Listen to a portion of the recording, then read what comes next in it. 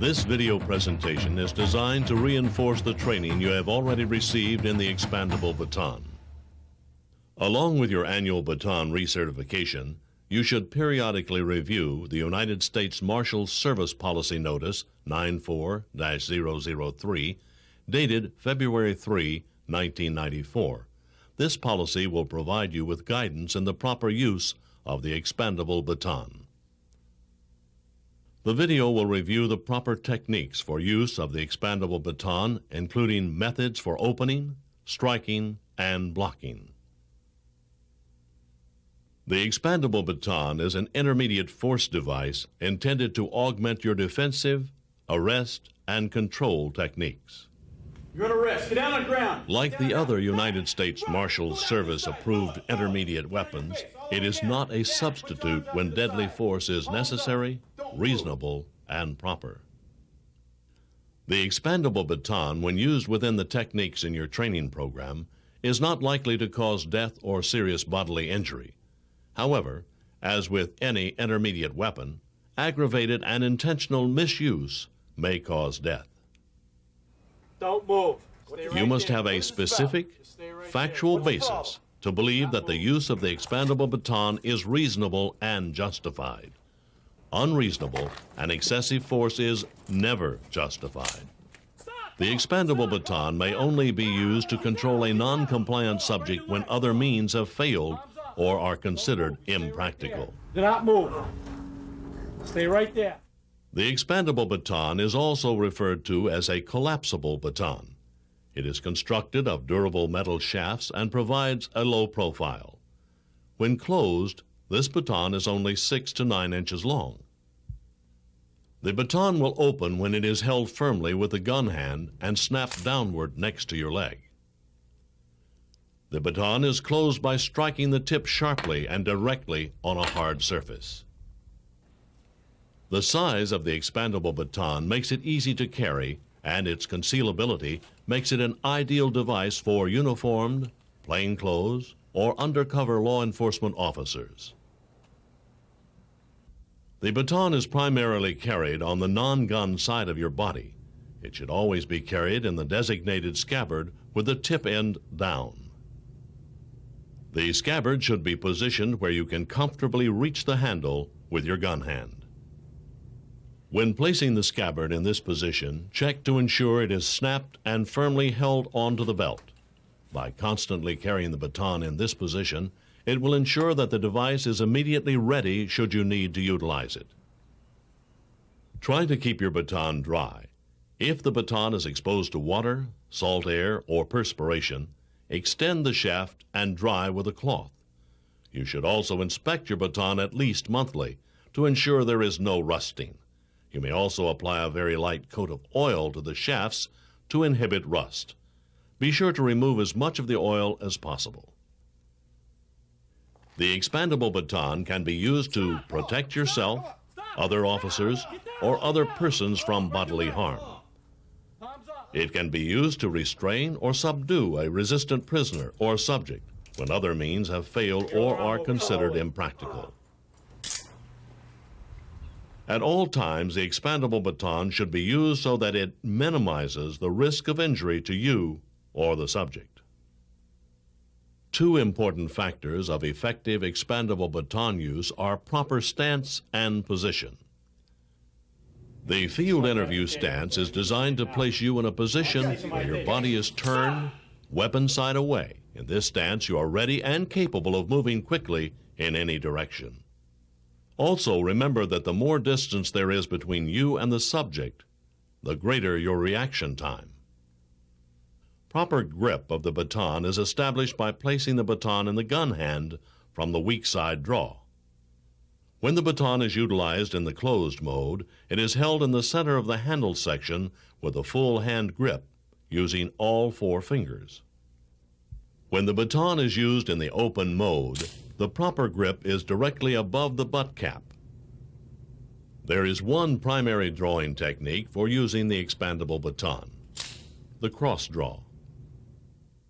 With your weak hand positioned to protect yourself, reach across your body with your gun hand. From the draw, there are two tactical baton positions. First, the loaded baton position. Hold the baton parallel to the top side of your shoulder. And the ready baton position. Hold the baton vertically behind your strong leg. You may wish to use this position when disguising potential use or to avoid inciting a subject.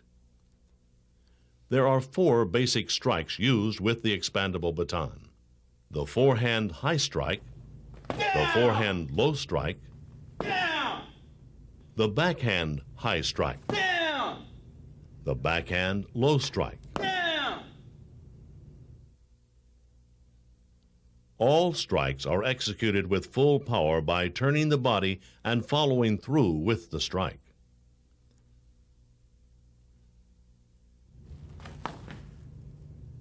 Redirection movements are principles of avoidance of aggressive force. The best defense against force is to avoid it.